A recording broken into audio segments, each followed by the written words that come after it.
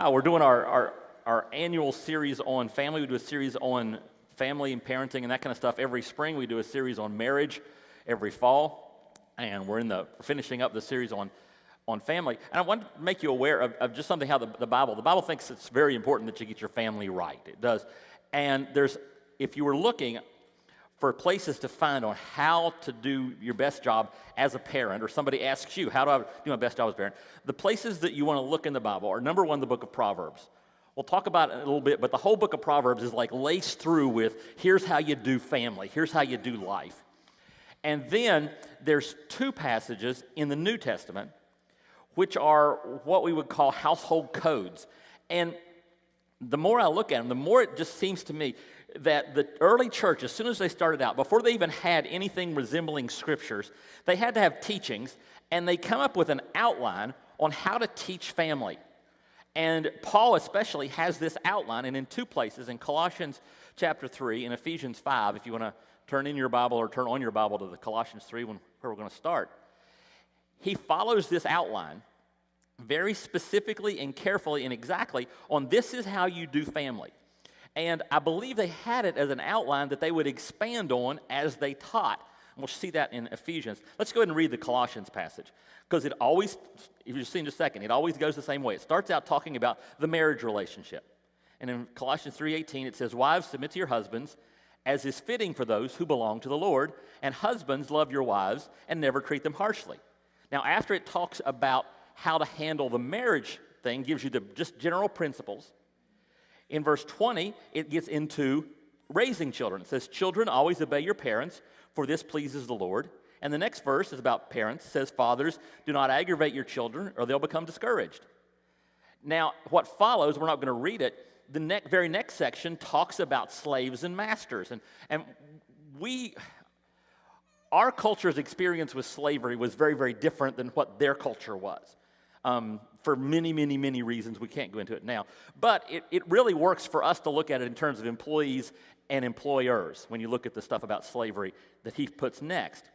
And that's the outline. And if you just turn back a few pages to Ephesians 5, we'll see the outline. And what's cool about the outline in Ephesians 5 is Paul follows the exact same outline, but he gets distracted. It's really cool.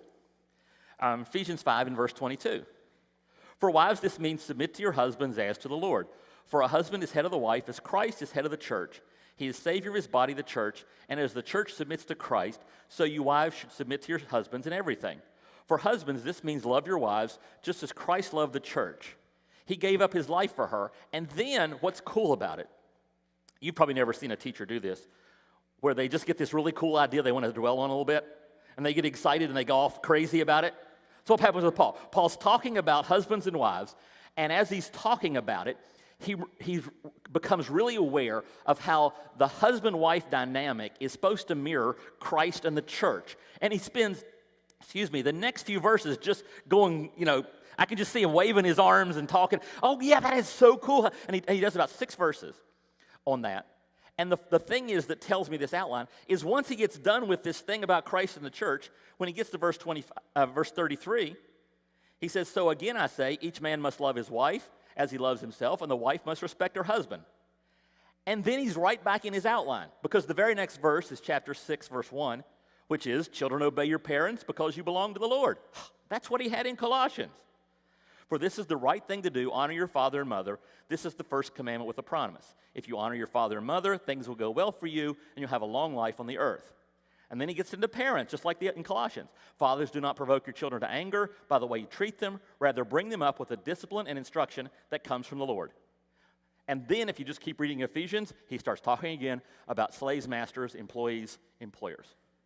So it's this outline that they said, you guys need that. These are base principles. And if you're a parent, you probably ought to pull these up once in a while and just reread. It's really simple. They're not complex.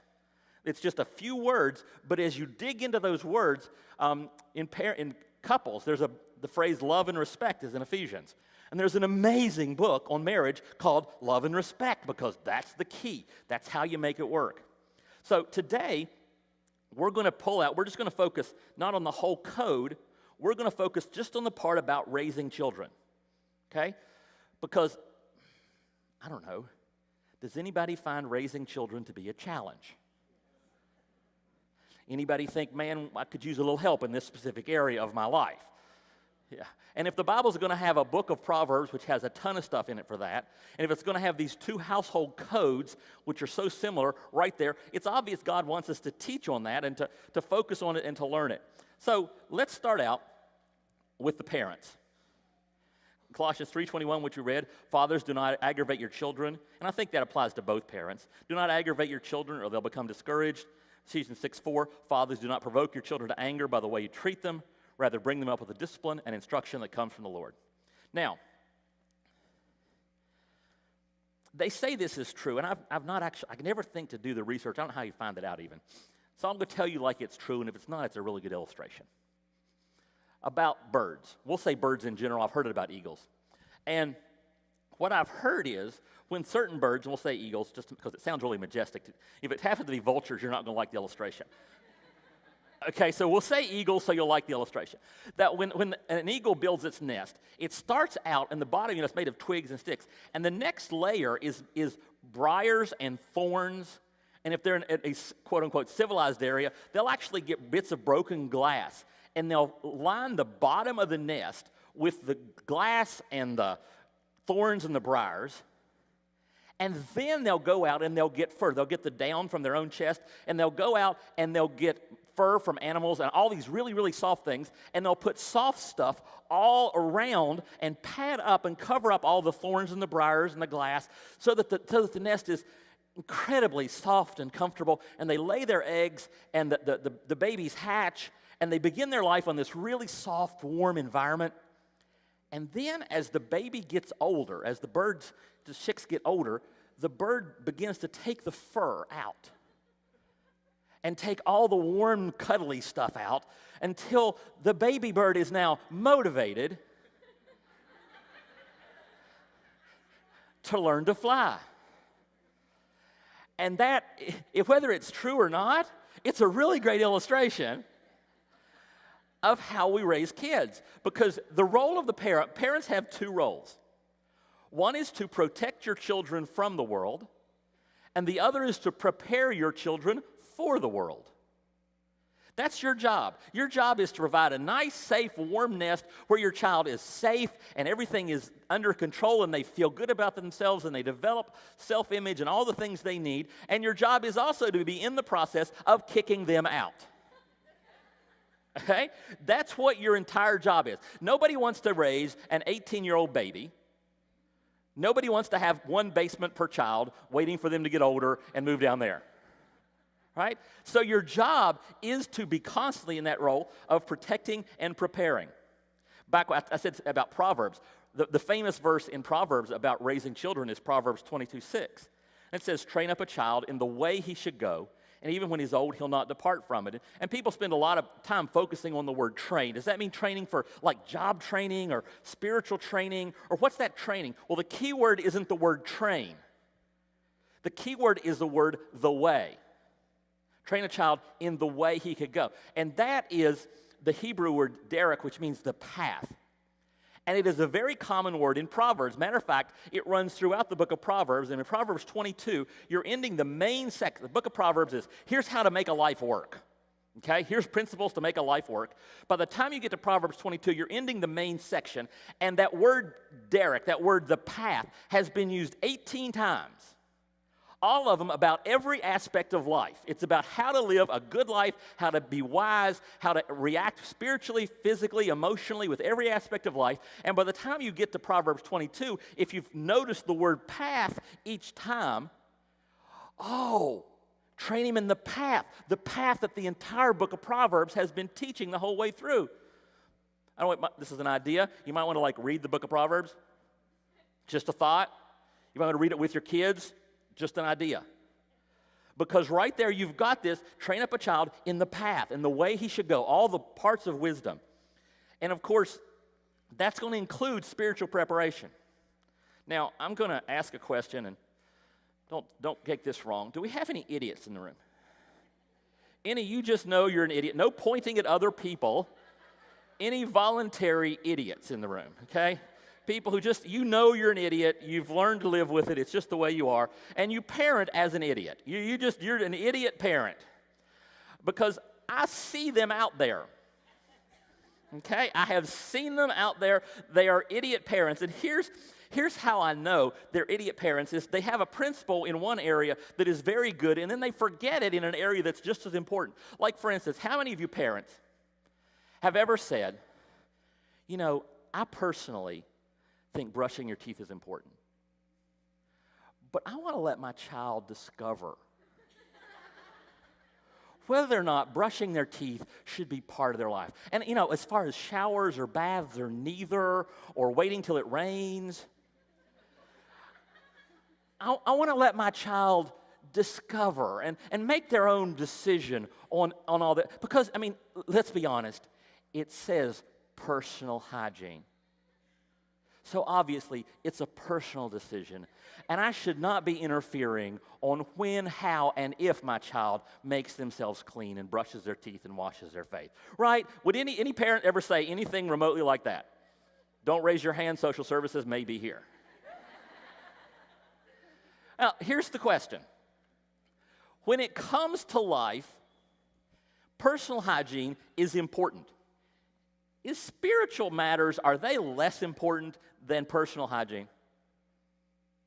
They're not. Matter of fact, if you are made in the image of God, which we believe that you are, and if your children are made in the image of God, then one of the most important things you need to do with your child is help them connect with the image of God. And when I say God, I mean the real God. And how do we know which God's the real one? Let's start with the one who rose from the dead. Okay, if anybody else wants their God to rise from the dead, and you want to do that, that's cool, we can start the discussion. But I'm starting with the guy who rose from the dead. Okay? And you can argue with me if you want. I'm sticking with him. And if I'm made in the image of God and made to connect with God, and my children are made in the image of God and made to connect with God, and I want to connect myself with the God who was raised from the dead, then I want my children to do that. And I don't go, well, I'm just going to let them discover it on their own. I'm going to let my child, I just want to let him go and let him blossom. And if you do that, you just end up with blooming idiots. Okay? I mean, 2 Timothy 1:5 says, I'm reminded, he's talking to a guy named Timothy, Paul is, I'm reminded of your sincere faith, which first lived in your grandmother Lois and your mother Eunice, and I'm persuaded now lives in you also. Our job as parents is to teach our children to brush their teeth and wash their faces and change their underwear on a regular basis, with us determining what the word regular means. And our job as parents is to train our children in a relationship with God, not to wait till they get 18 and hope they make the right decision, because how many good decisions have you ever seen an 18-year-old make? Think about that for just a sec. Okay. So, our job as parents, we are to protect them from the world and prepare them for the world. And what's the child's role? The child's role is to assume the responsibility. We begin the process of training them and preparing them. I mean, he says a lot about it. Children, obey your parents. Children, always obey your parents. Pleases the Lord. Which goes back, by the way, to Exodus 20, one of the 10 commandments. Honor your father and mother. Then you'll have a long, full life in the land the Lord your God is giving you. Now, when it comes to responsibility, you as a parent, there are 3 stages your kids go through. Okay, and you can't skip these. These need to happen if you don't want basement children. Okay, can we all be agreed we don't want basement children? Okay, we don't want down in the where they have to come up the stairs to get food and go back. We don't want that. Okay?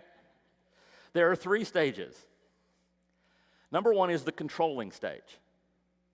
The controlling stage is when I make every decision. The parents make every decision. We decide what you're going to wear, when you're going to wear it, when you go to bed, what you eat, what you don't eat. You have no vote in life whatsoever. The second stage is a transition out of the controlling stage into the guiding stage. That's where you're helping your child make good decisions, standing back, letting them fall down occasionally, picking them back up, letting them do it again, and you're guiding them to learn to make good decisions. This is the stage that I call the touching the iron stage. Because there are times your child needs to touch the iron. Okay? They're not going to believe you. They're not going to, they're going to, I don't think that's hot. Go ahead. Now, your job is to occasionally let them touch the iron, but your goal is to make sure they never touch it with their tongue. Okay? Do you see the difference there? And if you think about this for just a second, that means that the guiding stage needs to start pretty early, because when a 3-year-old makes a mistake, what kind of mistake do they make? Little. When a 16-year-old makes a mistake, what kind of mistake do they make? Oh, yeah. And if they've never learned how to make mistakes and do something wrong and fall down and get back up, when they're 3, when they're 16, they're putting their tongue on the iron is what's happening. Okay? Are you with me? And then the last stage is the releasing stage, where you're letting them go. Now, you ask the question, when does it move from the controlling to guiding, Steve? Well, it varies by child. It varies with, what topic you're talking about. But what is potty training? Potty training is moving from controlling their bodily functions to guiding, right? It goes from you deciding when you're going to change the diaper to them deciding how to keep from getting that diaper, right? And so, and that's pretty early, right? You're starting the guiding stage pretty early. Now, let's go back to that first thing, because my parents' job is to protect a child from the world and to prepare the child for the world. Something to recognize. Every parent is good at one and usually bad at the other. Okay? You have a tendency toward one or the other. If you're at the playground and your kid is at the playground swinging, one of you is going, what? Don't swing, not so high, not so high, no, not so, you're going to hit, And one of you is going, higher, higher. You can get over the top, you can do it, you're almost there, go.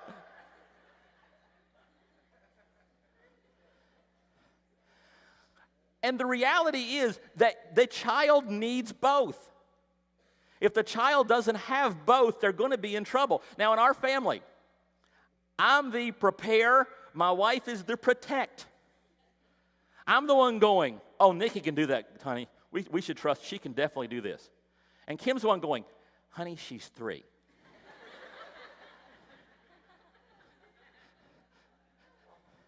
And then another time, Kim's the one going, honey, Nikki's not getting enough sleep. You need to have a conversation with Nikki, because she is definitely not sleeping enough.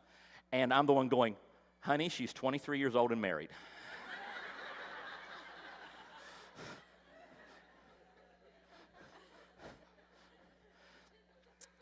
And by the way, if you don't know which one you are, if you're looking at it and you don't know whether you're the protecting parent or the preparing parent, ask anybody. Ask any human being who knows you. And they'll say, oh my gosh, yeah, you are definitely that one. Or, if your children are old enough, who do they ask permission of? I'm the preparing parent. My children know this. They're always coming to me and asking me, Dad, can I do this? They don't ask Mom. Because Mom wants to hermetically seal them in a bubble, right? And no, you don't need to do that yet. So which one do they ask? Or just ask anybody. Now, both of you are necessary. Both of you are necessary. And if you are fighting about it, which you might be, recognize if you're fighting about it, you're almost certainly both wrong somewhat. Okay? Both of you are leaning so heavily in one direction that you're not getting the child the balanced view that they need. So the one of you who wants to protect all the time, you can't win all the time, or basement child. And the one who's the preparing parent, you can't win all the time, or else milk carton.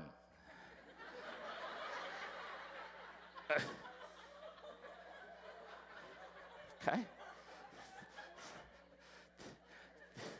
This is not complicated. You have to have both. Now, one other thing to watch for in the protecting, preparing thing and getting your child into the responsibility zone. Two other things, really. One of them is every child moves toward one of those.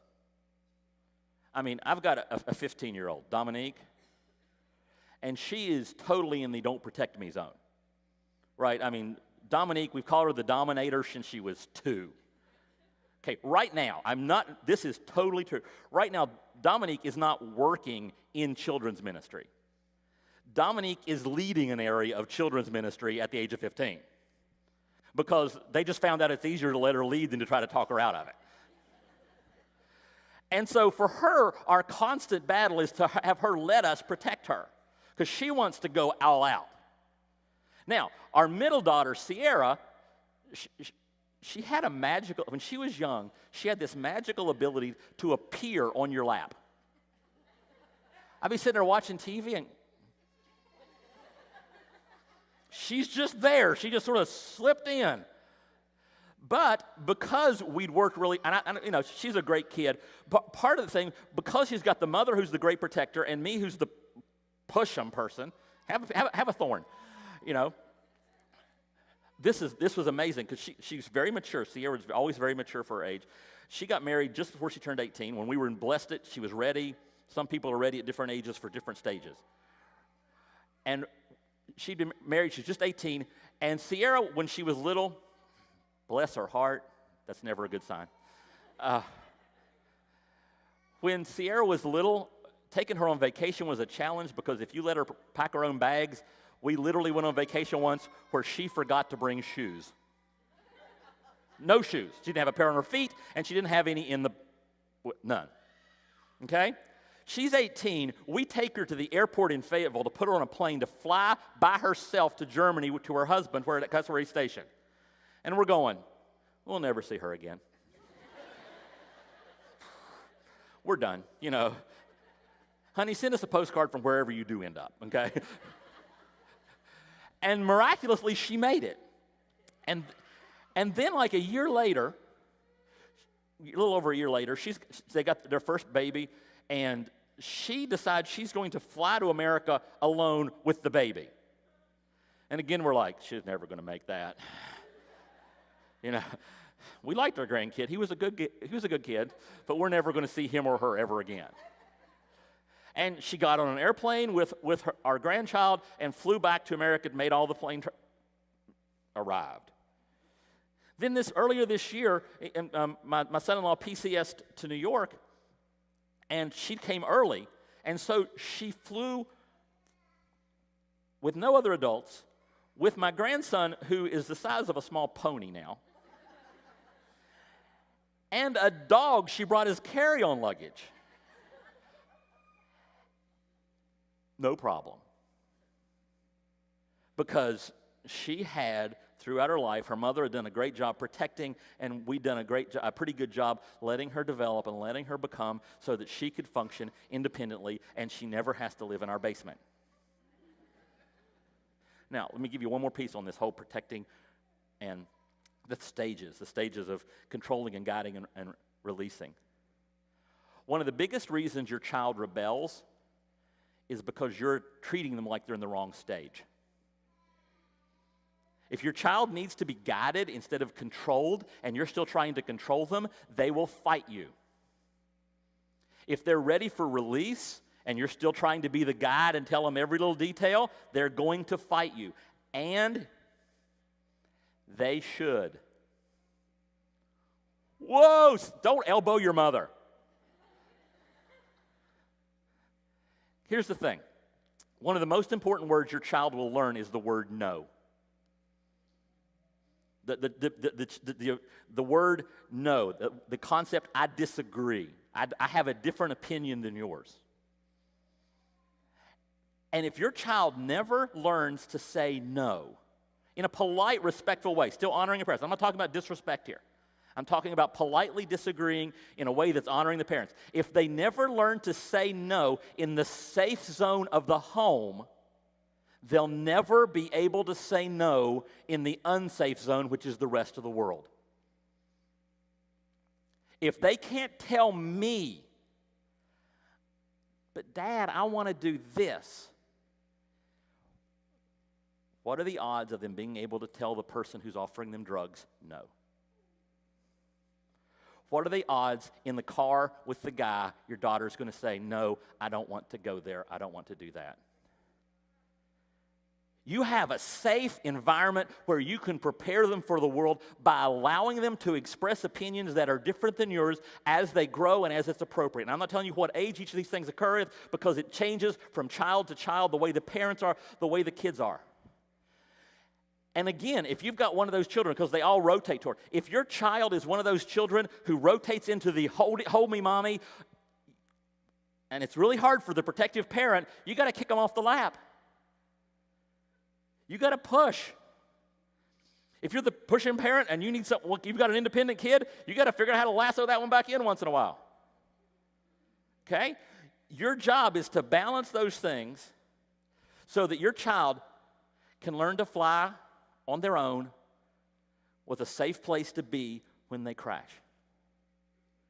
Your job is to slowly pull the fur out of the nest so that they know to set up their own home. Does that make sense? Are you with me on this? It's not easy, by the way. I'm not saying this is easy. This is challenging because every child you get is different. God does not make Xerox copies of kids. Because we had 3 kids, and I know they're ours. But in some ways, they have absolutely nothing in common. And how we've raised them has had to change drastically from child to child to child. If I could ever talk to the Duggars, I would just ask them, after about 12, do they start to repeat? Because I know in 3, they don't repeat. There's no repetition in 3. But you have to, your treatment changes, the way you are changes. That's why there's only, if you notice, those household codes that I read you, it was only like a verse each one with some basic principles. Fathers, don't exasperate or aggravate your children. By the way, you know how you aggravate and exasperate them? Treat them like they're in the wrong stage. Control the one who needs to be guided. Guide the one who needs to be released. That's how you get exasperation too, okay? Are you with me? Does that sound really challenging? Okay. Here's one of the coolest parts of the whole thing. Is, like I said, these were set up like as outlines. And Paul is following this outline in these 2 different churches, which makes me pretty sure that the outline was something that they all knew.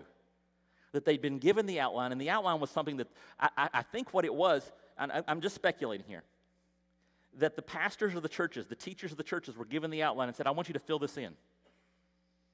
Just what I'm doing right now. I want you to take it, and I want you to tell stories about it. I want you to expand on it. I want you to fill it in for your people so they can learn this. So we're not going to give you every jot and tittle of the detail, but here's the outline. Make sure you teach this to your church. Make sure you teach this to your children.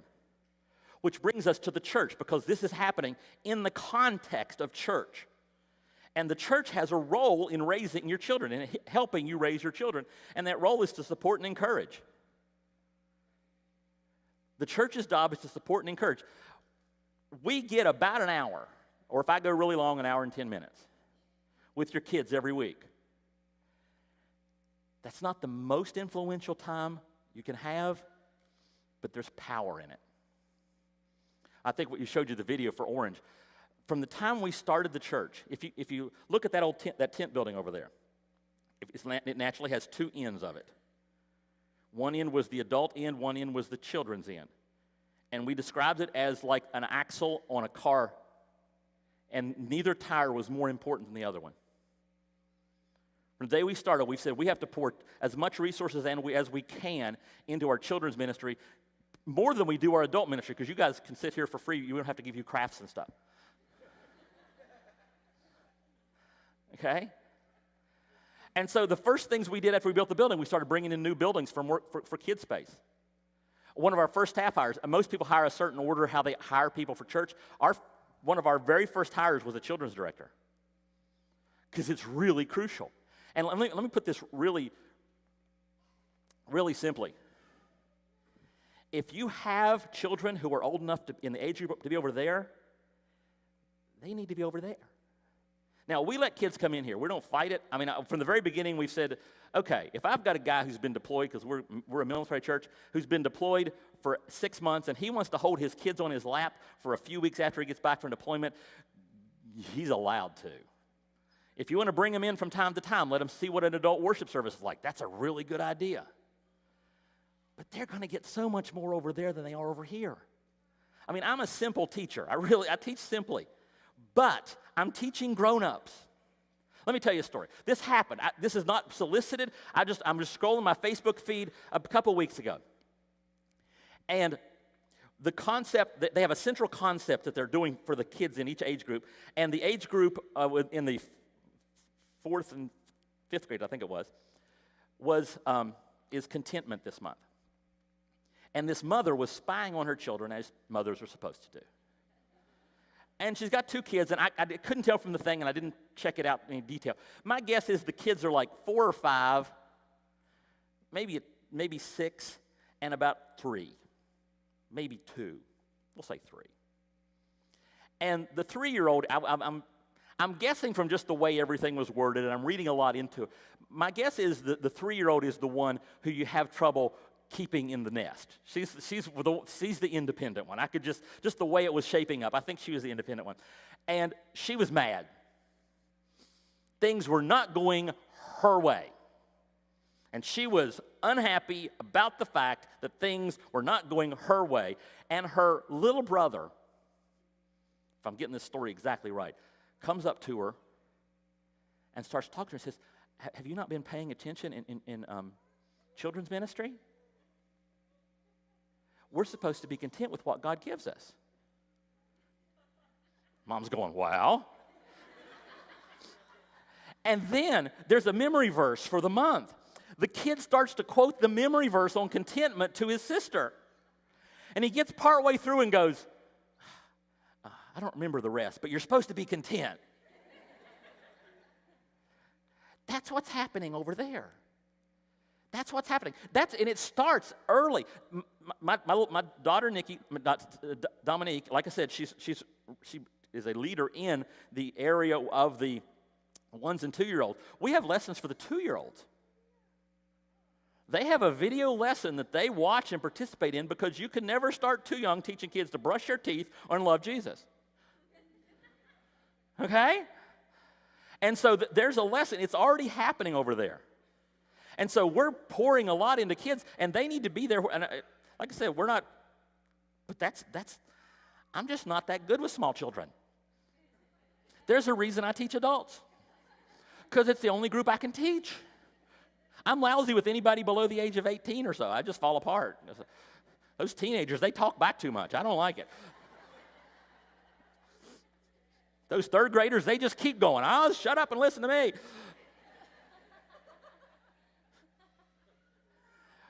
But we also know that we're in a meat grinder when it comes to families. I've said this many, many times. I say it repeatedly. If you were to take all the psychologists in the world and come up with a strategy to destroy families, you couldn't come up with a better one than what the U.S. Army came up with accidentally. I mean, the whole concept, let's send the dad away for 6 months, now for 3 months, now for 2 weeks, and the mom away for 3. The fact that some of you have really strong marriages in the midst of all that is amazing, and you should be so proud of yourselves for pulling it off. Because, and they're not meaning to do it, but the military is doing everything they can to fight you. And when it comes to raising kids, I mean, I'm sitting here watching as another guy deploys, and I'm watching teenage sons crying because they're going to lose dad for a few months at a time. They don't want to lose dad. And so we're here on the front lines working with that. We're helping to train your kids, and then we give you the stuff to take home so you can do it on your own, so you learn together. You saw the app that we talked about, or the sheets of paper you can take home and do that. If you got any kind of a medium serious problem, we've got CareNet counseling on Wednesdays. It's open Wednesdays where you can come in and talk to a counselor. Off the record, silent. Yes, we know that they say everything that goes on in the military is secret, but we also know that that's not always true. And so we have counseling here that is truly secret. We've got our family life coaching. Pastor Tim, who has decades of experience helping troubled families, helps. Is there any other kind of family? No, there's not. Helping families come up with a strategy and strategies to be successful in spite of the challenges that we all face. And we start early to help train your kids to actually develop skills that they can use. We want them to follow Jesus. We want them to be able to lead. I mean, first service, there was a little girl sitting right there, and she's the age to be over there, but I was okay with her being here for that service because I knew what was going to happen next. Next service, she was going to go out and work with the 1 or 2 year olds, and the next service, she was going to go into the children's ministry and learn there. Because her parents are here all 3 services, she might as well be busy. So if you go around to if you were to leave right now, don't. And walk into the tent building in the main area where they have the older of the kids, you will see them they're in small groups by now. They have a big teaching time, then they have a small group time. And you will see some of the tables are being led by children who are 11, 12, 13 years old. If you go upstairs over there, they have a tech booth where they run the audio and video parts of the ministry. The leader of that ministry is not quite 15. And he doesn't have a single adult who answers to him. Everybody who answers to him is also under 15. And they run the ministry for 3 services every week. They have adult supervision above him. There are children in leadership roles, children, young adults, youth, in leadership roles throughout the church right now. And it starts because you plug them into our children's ministry. As they grow up in the children's ministry, our leaders are there looking for adult leaders and also children leaders and young leaders, and they start plugging them in as soon as they're ready. That goes back to one of my pet peeves, because I see a lot of times I've seen in churches, well-meaning churches, where you come to church and you put your baby in the nursery and you pick them up when they graduate from high school. And they never meet anybody in the church. They never become part of the church. And from the day one, we've said we want our kids to be part of the church. A lot of people pay lip service that, oh, kids aren't the church of tomorrow, they're the church of today. They really are the church of today. If you don't believe me, just go walk around and look. Because that's how it works. And so, your job, protect and prepare. Your child's job, assume that responsibility. Our job as the church, support and encourage.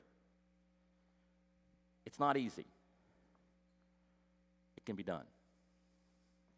Now, again, there's a central piece that's in the middle of this that I don't talk about explicitly sometimes, but it's very crucial, and that is the reality that this stuff works best, or potentially only works, when Jesus Christ is in the center of it.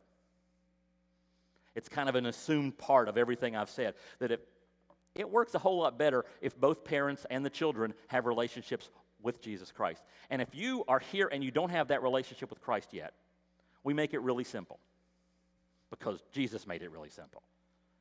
At the end of the service, all you need to do is grab a blue bag. We have some on either corner of the stage. We have some back there on those bookshelves. If you grab a blue bag, here's what's going to happen. Somebody who's been trained in this, and we train lots of people in this, will come up to you and say, hey, can I help you unpack that bag?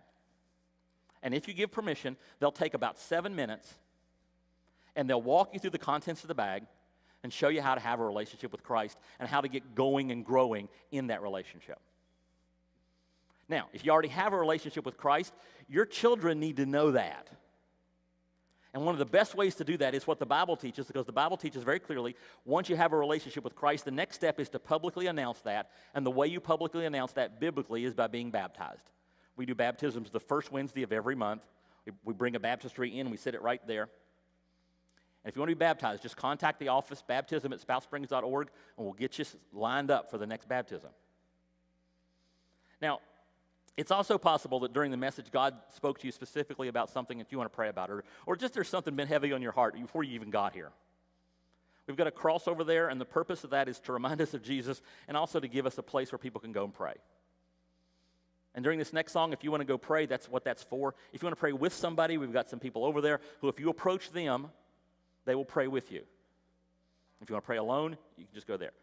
We've also got communion stations, one in the back, one in the front, where you can remind yourself of all that Christ did for you, the fact that you're doing all this in Christ's power and Christ's authority.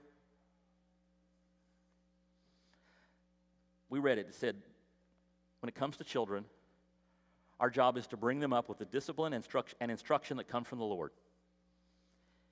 It is really hard to do that alone. Are you as a couple working in partnership? If you don't have a partner, for whatever reason, deployment or permanent separation, Are you working both angles, and then are you getting into support areas where other people can help you? Are you letting the church play its part? Because your job isn't to do it alone. Your job isn't to make it as hard as possible. Your job is to train children in the discipline and instruction that comes from the Lord. And the best way to do that is to work with your partners. Would you stand with